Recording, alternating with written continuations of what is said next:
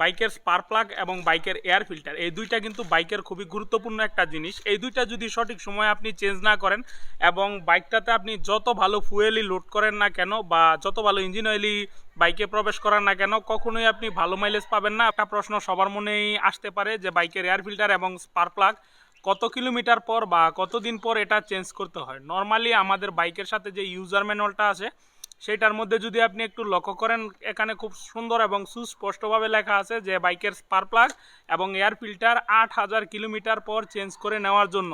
বাইকের spark plug এবং air filter change করা কোনো রকেট সায়েন্স না, এটা চাইলে আপনি বাসায় পরিবর্তন করতে পারেন। যে কোনো এয়ার ফিল্টার চেঞ্জ করার জন্য মূলত এরকম একটা স্ক্রুড্রাইভার লাগবে। অফিসিয়াল প্রত্যেকটা বাইকের সিটের নিচে এরকম একটা প্যাক আপনি পেয়ে যাবেন, এই প্যাকের ভিতরে এই জিনিসগুলো প্রোভাইড করা থাকে।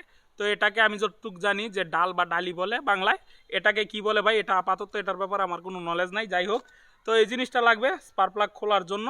তো চলেন ভিডিওতে আগাই এবং প্রথমে এয়ার ফিল্টার চেঞ্জ করি, এরপরে স্পার্ক প্লাগ চেঞ্জ করি।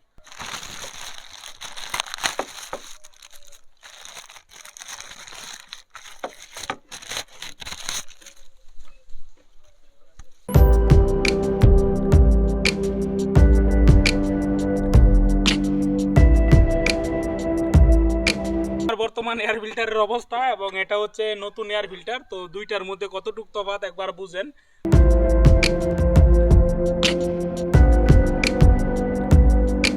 তো এই হচ্ছে আমার পুরনো এয়ার ফিল্টার এবং যেমনটা দেখতে পাচ্ছেন যে এটাও জেনুইন মাল বা জেনুইন প্রোডাক্ট, এটাও কোনো ফ্লাক্স নাই এটার মধ্যে।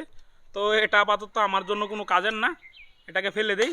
এবং এই হচ্ছে আমার নতুন এয়ার ফিল্টার, এটা আপাতত জায়গা মতো সেট দিতে হবে।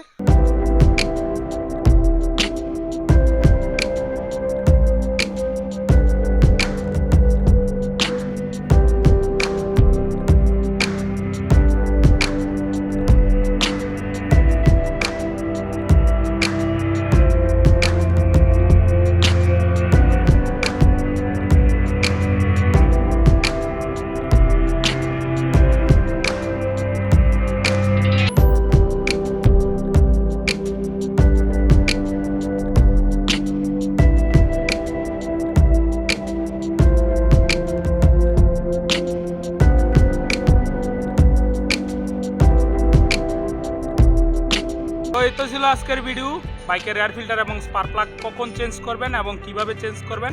ভিডিওটি যদি আপনাদের ভালো লেগে থাকে তাহলে আমার চ্যানেলটাকে সাবস্ক্রাইব করে পাশে থাকা বেল বাটনটি চেপে দিন, ভিডিওটাতে একটা লাইক দিয়ে দিন, কমেন্ট বক্সে আপনার মূল্যবান মতামত জানিয়ে যান। সবাইকে আসসালামু আলাইকুম। আসুন হেলমেট পরে বাইক চালাই, নিরাপদে বাসায় যাই।